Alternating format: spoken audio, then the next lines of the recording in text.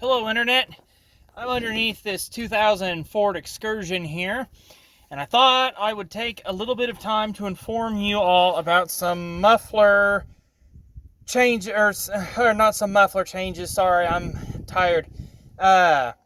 Some things you need to keep in mind if you change a muffler. Now this Excursion is powered by the Triton V10.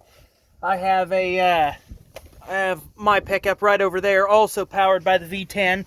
I imagine the V8's similar. I don't know about the 7.3 diesel. But when you change a muffler, it's pretty important that you also get a tailpipe at the same time you get a muffler, even if the tailpipe you have is not bad. And the reason why is because here at the back on the factory, it's welded. They welded this joint right here.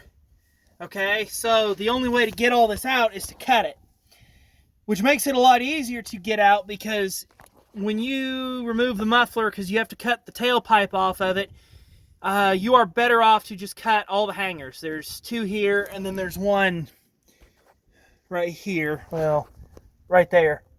Okay, so where is it? Oh, it's right there. Sorry. Right here. There's three hangers that hold that on, and then there is one hanger. Maybe you can see it. Yep, right there on the tailpipe. Quite honestly, you are better to cut every single one of these. You can get new insulators. Those little rubber bastards right there. You can get new of those if you want. But it doesn't pay to try and wrestle everything out of the insulators. Just get in here with a Sawzall and a couple blades and just cut this stuff off. Don't even try and save it. If you're doing a muffler, just do the damn tailpipe. It is also important that whatever muffler you order, you also order that same brand in the tailpipe. So like I use a Walker muffler, and I'll put the part numbers down below. Got it all off the Rock Auto, but there it is, the 54485. And there is a corresponding tailpipe. I don't know if you can still read the number. That should be a 55365, I believe. But double check the description to be sure.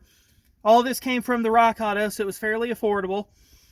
But definitely get both. If you order a Walker muffler, get the Walker tailpipe. If you order, what's the other brand they have at Rock Auto? If you order like an API muffler, get the API tailpipe. And the reason I say that is because in the case of this Walker muffler, at least, it is a little bit shorter than the factory one. Now, that's not such a big deal, but the thing is, Walker probably knew it was shorter, which is why they made the tailpipe the way they did, because it runs just a little bit differently. But they routed it, or they made it so that it would fit with their muffler. So if you start mixing and matching brands, you run the risk of the tailpipe not fitting quite like it should. That's just my guess. Other than that, everything should go together pretty easy. Try not to cut the catalytic converter right here, because these are expensive. If you do end up cutting the catalytic converter, my opinion, I don't know if this is legal or not, but my opinion would be to just delete the catalytic converter, because it's a POS anyway, and just put a straight pipe in. This engine, the V10, I think it's rated at like 300 horsepower. I guarantee you every one of those horses is tired, okay? So every bit of freedom you can give them to get out of the engine, that's what you want. You don't want any horsepower restrictors where you don't need them. But I prefer a not monster truck sounding Excursion. That's just me personally. So if you are doing a muffler job on your Excursion or SuperDuty, then you need to keep this stuff in mind. I will put part numbers down below. You can also get exhaust clamps. This is a 3-inch exhaust, and these exhaust clamps, oh, what's the brand? I think like Exhaust Mate. I thought they were Walker clamps, but they're nice. They got pretty good, I don't know if you can see that or not, but they got pretty good steel on them underneath. So they seem pretty nice. Getting it in is kind of a process. The best way I found to do it, and it's going to be kind of a pain. I advise getting a second person to kind of help you. But what you're going to want to do when you get everything off is you're going to want to get the tailpipe in. Remember, it goes between the shock and the differential right here. like so. It does not go between the leaf spring and the shock. Do not put it through this hole. Put it through this hole. Okay? You have to get everything together and then stick them in the insulators. If you start putting stuff in the insulators as you go, or the hangers, whatever you want to call them, if you start doing that, you're going to have a hell of a time getting this together, and I couldn't do it.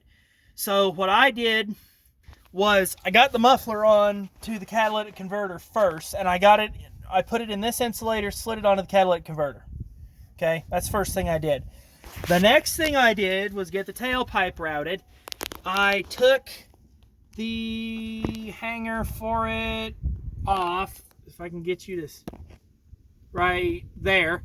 I took that off. There's one bolt. It was really stubborn. You can't get to it with an impact or ratchet because, you know, why would you? But I went ahead and took all that off, and then I got everything together under here. I didn't put any clamps on it, but I got it all together, and then I started hanging it kind of all at once. You can, this is part of the reason I said you might go ahead and buy just new insulators, because that would make it easier. You wouldn't have to try and reuse these. They'd probably go on a lot easier than these factory ones anyhow. And these factory ones could be brittle from, you know, being so old. This Excursion's, you know, 24 years old. It's got 217,000 miles on it. That rubber's going to get a little stiff. So that's how you have to get it together. There's really no other way to do it, to my knowledge. You have to put everything, you have to connect all the pipe first, and then hang everything, and then put your U-bolts in your clamps right here. That's the best way to do it. So, I think that covers everything. It gave me a chance to take a break laying under here instead of wrestling with this exhaust, and it should sound a lot better. So, I hope that helps some of you out. If you have any questions, you can ask me, but I'm not an exhaust system expert. I'm just a dude that did it and thought, hey, I'll make a video and maybe save other people some headache and some time. So, you guys take care, and we'll catch you in the next one.